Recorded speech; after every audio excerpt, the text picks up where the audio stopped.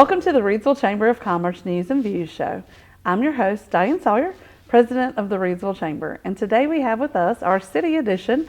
Well, welcome to the show, City Manager Summer Woodard. Thank you so much. It's been a while, so thanks for working with my schedule, and I know we've had some great teammates fill in, but it's great to be back on a Friday with you. I know, and it's a week early, but by the next time we do this, you're going to have a new name. I know.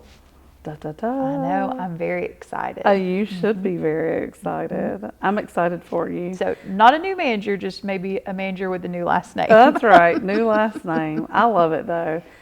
We are just barreling into the fall. I mean, summer, as much as I hate to say it, but I'm excited for you. Like, you're going to be like the new name and the new sassy, I think, a little bit come the end of the month. So it's pretty exciting, all the things that have been happening. So what that means at this time of year is we've passed a budget, and it is time. We are, I guess, a month in already on new fiscal year. So let's talk about that. This year's budget, there's a lot going on with the budget process, and it was a water and sewer rate increase year. And we hosted a seminar. Our great partner here with Rockingham Update filmed it for us, and we were able to put that out. And then we really have the ability to talk about and explain why things happen like they do. And for anybody that wants to go back and actually watch the presentation, we have that link, and we can always include that. But talk to us about kind of how we arrived at where we are. No, I appreciate that, and I appreciate the opportunity. So maybe let's dive in first with the water and sewer rate increase. And we really appreciate, I think this speaks volumes again with the city's partnership with the chamber and hosting that roundtable discussion with members of our team, members of your leadership team, to be able to offer that information to residents and to business owners about why the rate increase was necessary.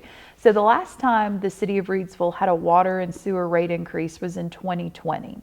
The reason, a lot of factors played into why we have held off on that increase. The main reason was you had a lot going on. I mean, 2020, you have a pandemic year. And I know council and management at the time has really tried to be very proactive with the needs of our system, but also understanding the burden that can and does place on the utility users. So trying to hold off on that increase as long as possible, but we've reached a milestone in our water and sewer system to where we have all these large projects coming online. And I know when our Public Works Director, Josh Beck, was here, he may have went into a little bit more detail about those projects. But I mean, we have a redundant water line project that's coming up that is right at about $5 million. The redundant water line, that is crucial. Right now, if the water system were to go down, there is not a backup line.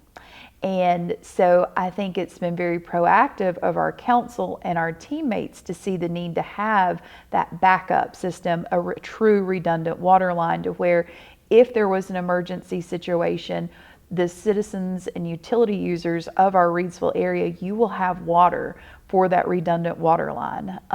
The water line, the main feed line, it's over 50 years old.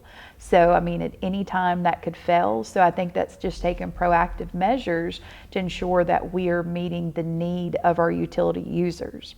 You also have a headworks analysis project that I'm sure Josh went into a little bit of detail at our wastewater plant. And then also you have our B&R project, which is our bionutrient removal project at the wastewater treatment plant. Both of those projects are very, very large scale, in that they're several $1 million, but they're needed to ensure capacity for the future.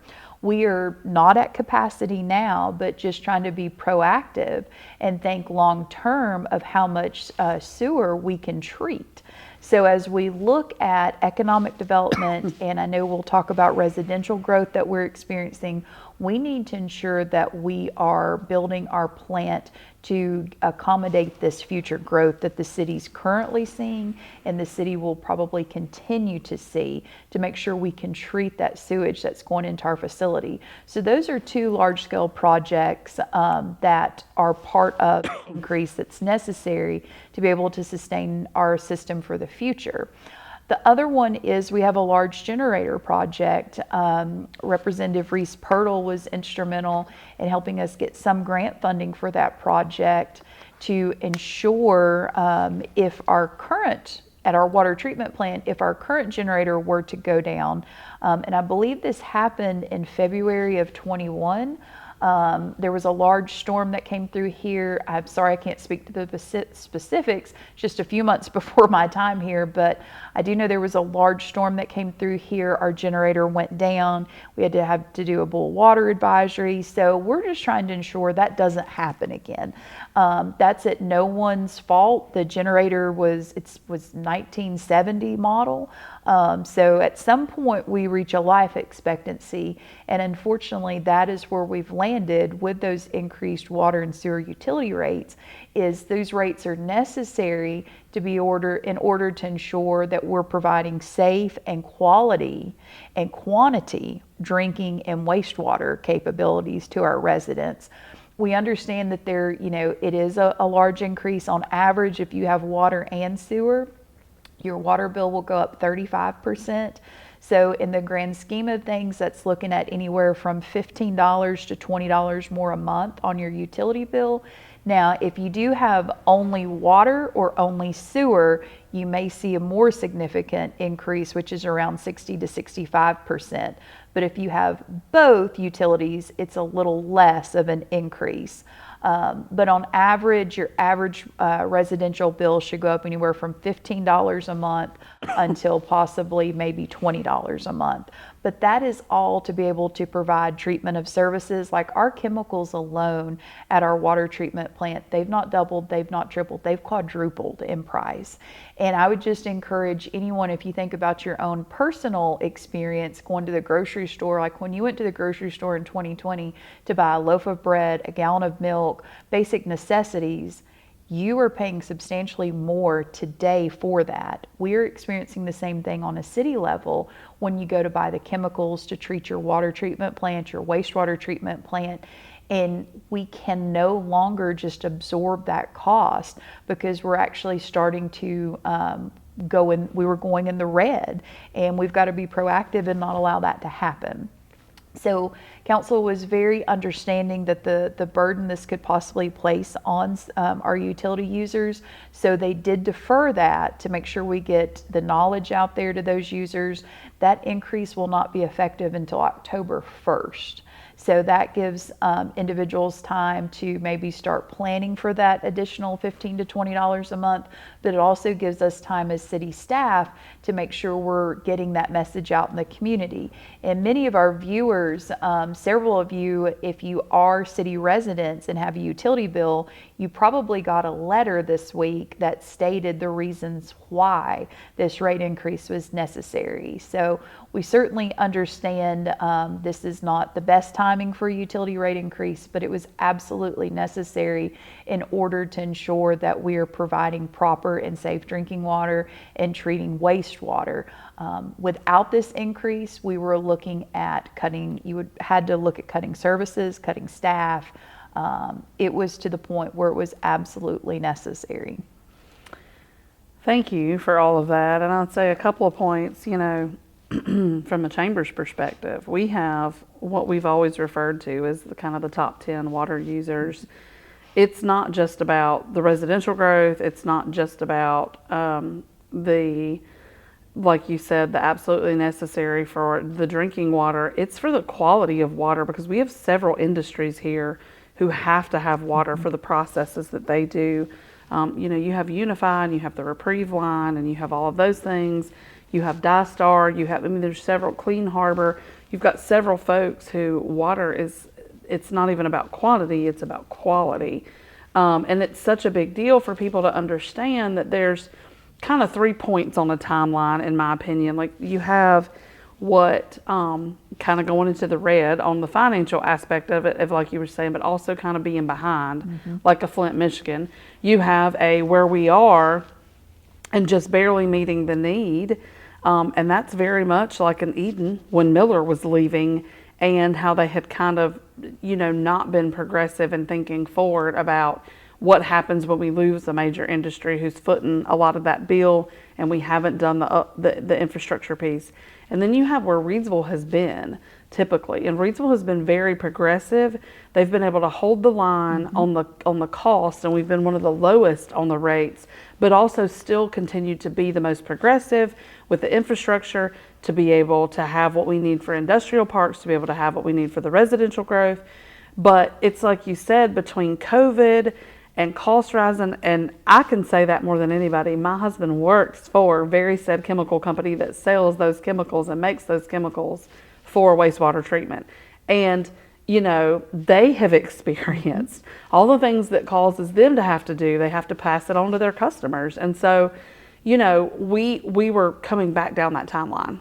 And, you know, we had come to over the past 4 years of COVID, like we had come back to the middle to meet the need. But like you said, we were starting to be in that situation. And Reidsville has always done really well. Like, I was so surprised when the generator thing happened, because we have a history of being known for foreseeing, you know, Lake Reidsville was such an amazing thing that was done for us, and selling the water to Greensboro and having the pipeline, and you know, Josh explained it really well when he talked about the pipe, and you're talking about the redundant lake project, you know, even just for not emergencies, but even just for being able to fix things and do maintenance, to be able to switch off the pipe to the other pipe, to make sure that everything, you know, to keep the other pipe going and to keep other things, like, it's just so smart. It's just so much needed. And I think he said the reserve is like 8 hours. So after 8 hours, that's it. So like, if you don't have the backup, like, that's going to be a problem. So I really do hope people understand, nobody wants increases. Nobody wants their budget to go up. We realize that it's not a good time. We understand that there was the reevaluation year. We talked about that. We talked about that in the seminar, but unfortunately, I do think that a lot of our local municipalities too were trying to toe the line post-COVID, post-pandemic. I came from a public health world. Global pandemic was a vocabulary word. I never thought I'd actually say that in my lifetime. So we're just kind of seeing the effects. So there's the not so pretty. There's a lot of really pretty stuff. Let's talk about, I know that you and I have harped on this project downtown and this streetscape, but there's been a second phase. I think the second phase is almost even more gorgeous than the first because of the impact it's made. Maybe because the first was over more time and the second was just like that between building owners. But now we're seeing in both the first and the second phase, all the work. Now the private owned is taking and doing its part, and they're coming back for paint grants, and they're doing facades, and it's mind blowing, which leads us to Lanice's project and the work that Lanice is doing, because now we are trying to focus on these empty buildings and these absent landlords, getting an inventory, and then figuring out together how we make things happen downtown. So let's talk a little bit about that. And thank you for that intro with that. And I think you nailed it. Like, and that's what I really, us as a team at the City of Reidsville, it's together. It's how do we, with our downtown area, and that is why we selected Lanice to do this third party, is we don't want it to be a us versus them, the city versus private businesses. We want it to be a team approach. We want to listen to you, tell us what do you see? What can we do better? What are some struggles you're encountering? And that's what kind of led to this approach. So Lanice Lane, she has been contracting with the city since 2018. She does a lot of our marketing. She's instrumental and very well plugged into the Main Street program at the state. She owns a business called Small Town Soul. And so we looked at contracting with her as a third party to come in here and do an inventory of every property in our MSD district and also in the Depot district. And the reason we wanted to do that was we wanted to get, because so many times properties may change hands or they may go to heirs, and we just did not have, we had a database, but we needed a stronger database to be able to show that. So we partnered with her. She's completed the study. She's doing some final touches, so it's still in revision phase, but we plan on rolling that out in the next couple months. But this study will show like what our inventory is, what are the needs that some of these building owners, whether they're a tenant, they're a landlord, or they're a property owner, what are some of the needs that they have? Is it red tape in city government? Is it ordinances? Is it lack of maintenance? Is it water? What is it? And that was the big thing of why we wanted to contract her, was to find out the why. And we thought it would do well if you had a third party go in there that maybe the property owners would feel more comfortable talking to versus somebody from the city.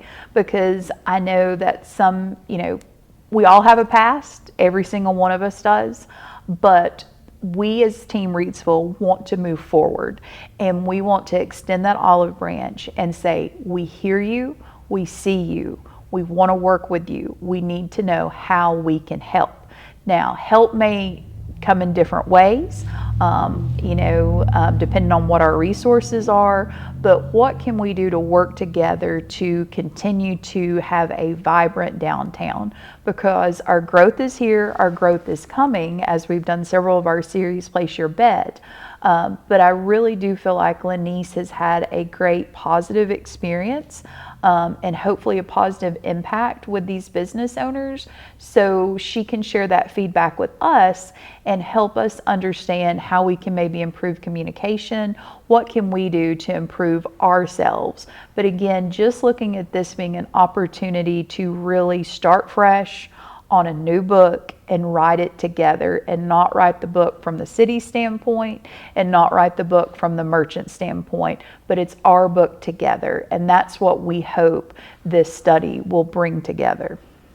I think that it was time and it was necessary for a third party to come in.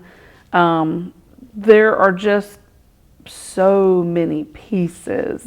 So it's going to be very difficult, but it must be done. And so I commend you for taking this head on and just saying, we're here, we see you, we want to work with you, like, let's figure it out. Because a lot of times that's not how things are done. Things are done top down. Things are done like, well, this is what we think needs to happen. So I think it's really great that you're taking this approach. We're excited to be a little part of it. One of the things that we've been talking about, so you've got kind of these simultaneous things happening. You have the UDO, and you have how that project started, because right, some of the things that come out of talking about how do we work together, you hear the things about zoning, and you hear, so you've got all these things that are happening simultaneous. And I really think 2025 is going to be the year that those are all going to come together. So you have this project happening with Lanice, you have this UDO stuff, and you have the chamber and the city partnering together to talk about how do we get the information out there? How do we unveil what the findings? How do we introduce the new UDO? How do we make a big splash so that, just very much like our Cash in Your Chip series, where we brought together contractors and we brought together the merchants and the business owners, the real estate people, the bankers, the investors, and how do we get everybody in the same room to say, this is what we're doing? Because meanwhile, your planning board just approved some things. We're seeing the residential growth, which is absolutely kind of necessary, but also kind of, oh my gosh, we've got this twofold of we need housing, but we've got people coming, and we've got people coming, but we need housing. And it's like cart before the horse, egg before the chicken, which comes first. And so you guys are just trying to attack all these things, because ultimately all together, it's about growing Reidsville. It's about growing the city, growing the economy, but everybody working together.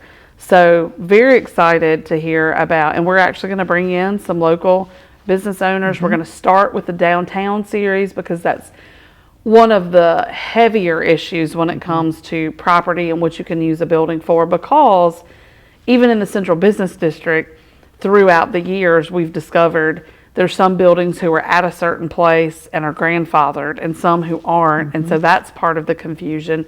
But then when we're even going to take it a step further down the series line, and we know that there are issues with commercial properties outside of downtown, because again, it comes back to what are they zoned for? What can you permit them for? What are they going to be able to do? And we've run into some things with that. So really about educating the community, really about the chamber and the city working together to say, we are absolutely open for business. We are absolutely here to hold your hand and partner through. Which leads me to the very next thing, and probably one of the last things we'll be able to talk about. You and I know how difficult several things have been over the last several years, right before your time and then since your time. And we lost our economic development director, and then we lost Miss Judy. And I sat with you multiple times in these chairs, over lunch, at your office, and we were just, and I'm sure in my absence with your team, what are we going to do? What are we going to do? And you and I are so much alike. You set a deadline, and then the deadline came and went because you still didn't know the answer, and you still weren't comfortable. Like your gut was like, this isn't it. We still don't know. And I am so proud of you for standing your ground, for talking it through, for figuring it out, because ultimately you wanted to continue our relationship with the county. You wanted to continue to let them do what they do with economic development. You wanted to continue your relationship with the chamber. You wanted to continue your relationship with the merchants, with the RDC. You wanted to continue for the Penthouse and Market Square to be these great event venues. How in the world were we going to do that? And how in the world were we going to fill what the council had set out by creating an economic development position for Reidsville for what they wanted it for? And how in the world were we going to fill 30 years of service? Like, it almost just couldn't happen. And it was almost impossible. So you had to take the time to really think through it, figure it out, and you landed at this really great solution, which was to just change it completely. You brought up your person who'd been trained by Judy to be the director at the Penthouse. You brought up your person at Market Square. And so now they're all on this level, and now you needed somebody to say, this is what we're going to do, folks, and to run that department and run that staff. But then to also add a position on that line who could work hand in hand with the small businesses, with the chamber, and bring them through this UDO process, this downtown process. And when you finally landed there, it's going to be one of the best things that I think ever. So then we said we're going to hold off on this person and let our person hire, and then you made the hire. So tell us about him. I know him. I love him already. I'm excited. But tell us about how we landed there. Well, thank you so much for that. And a lot of soul searching, a lot of meetings, a lot of thinking, a lot of going back to the board just to see, like, what do we do? Because you nailed it. The loss, the need, how do we get there? How do we fix it? The grieving. And it's grief. I mean, you. It was a grief process. I mean, you have a whole team who just one day your teammate's not there, and someone who had been so instrumental in the community. Like, it's such a void, and just trying to go through that process to see how do we move forward as a team, how do we move forward as a city, how do we move forward as a community to make sure all those different aspects you touched on are being met and not getting forgotten or pushed aside. So we were very happy. It took longer than anticipated, but I truly believe we have found the right fit for the position. His name is Montana Brown. He comes from the city of High Point. He was there for 3 years in their economic development department. He got his start in the city of High Point in their inspections department. He is also very well versed in his role in High Point's economic development department. he was overseeing a lot of their marketing. So we're very excited. Montana joined our team July 1st. I know you've got to meet him. He has hit the ground running. We're very, very happy to have him. I hope that we'll be able to put him on one of your shows and let our community get to know him. But I think this is a huge step forward for us as a team and us as a community, and all of the partnerships we have is to have the leader we have with him. I also just want to touch base, from that, just in our experiences and mine and your conversation, was the need to have that business development manager. Like, what is this? Who? There is a gap here. When you call City Hall, or if you're looking to open a business, or you have a question about zoning, like, who is that one point of contact you can call versus getting bounced around to? You may get me on a question, you may get Jason Harden on a zoning question, you may get 10 people, and by the time you've talked to those 10 people, if you're like me, if I didn't write it on a sticky note, I probably forgot what Diane told me to go do. But to have that one position that leads you from beginning to end, and be able to tell you about the different opportunities, I think is a key growing point for us as a community.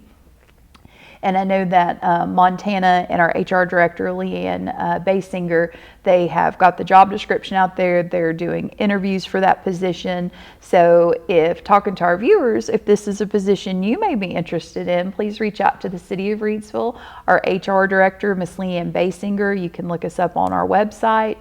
But if there's an interest in that position, please apply. Put the brakes on a little bit. We were going to do the positions both at the same time, and then trying to put ourselves in that new director's shoes because the new director does report directly to the city manager, and I did not want to hire someone and hire him and try and not allow him the opportunity to build his team, because he has a phenomenal team already. But to give him that opportunity to see the talent that he may see that needs to come to that team. So that's the only reason we've kind of backed up just a little bit, is to give the new director, Mr. Brown, that opportunity to select his new teammate. Yeah, it's awesome. I'm a firm believer in that timing is everything, and that everything works out when it's supposed to. And even though it took longer, I think we are going to much longer down the road reap the benefits for how it worked out. And I truly believe that we all just needed to grieve that void. And we needed to give her legacy the time, to just let it go. And I think blow after blow, we've lost several people, and it's been kind of crazy, honestly. It kind of has felt worse than the year of the pandemic. Like it's been wild. So I'm thankful. I'm excited. I think Montana is a really good fit for your team, and I think it's going to be a great fit for this community. And I can't wait to see what happens when we get a business development manager in place. So we are out of time. I'm not surprised, but I felt like we probably hit everything we wanted to. Thank you. And I'm just really thankful for the opportunity to be able to bring you on the show and talk about things. It's just as important for me, I feel like, to learn and be educated, so that even in conversation I can continue to tell people things, or to send them in the right direction. So thank you for being willing to come on here. Very busy lady, and I know it takes time out of your schedule, but we do appreciate it. No, we appreciate you, your leadership, your team here at the Chamber. We appreciate Roy. He does a wonderful job providing this service. We're happy to have him on board doing some of our meetings with our planning board, just to be transparent and get that information out there. But I think it speaks volumes for partnerships, and just thank you so much for your leadership, your friendship, and all that you do. Yeah, I think that we couldn't be in a better place. And people come up to me all the time and say, "Hey, I saw you on TV." I got a screenshot the other day. It was one of my daughter's travel softball teammates. The mom said, "Liv said you're Biscuitville famous," and apparently she was in Biscuitville. It was on the TV. I love it. I was like, okay, so now I'm Biscuitville famous. I'm like, okay, great. But a lot of people do say, they're like, "Hey, you did some really good interviews. I really like listening to your show." And so I'm so tickled that like I've been able to build that with, especially with my repeating guests. I feel like we do get the information out there and people do hear it. And so I'm just really grateful for the opportunity. So thank you. Thank you for filling that. All right, folks, viewers, very, very, very good content recently. So I hope you're tuning in. As always, you can find us in the heart of downtown Reidsville at 140 South Scale Street, and on our website, reidsvillechamber.org, and on our social media channels. So stay tuned and we'll see you soon.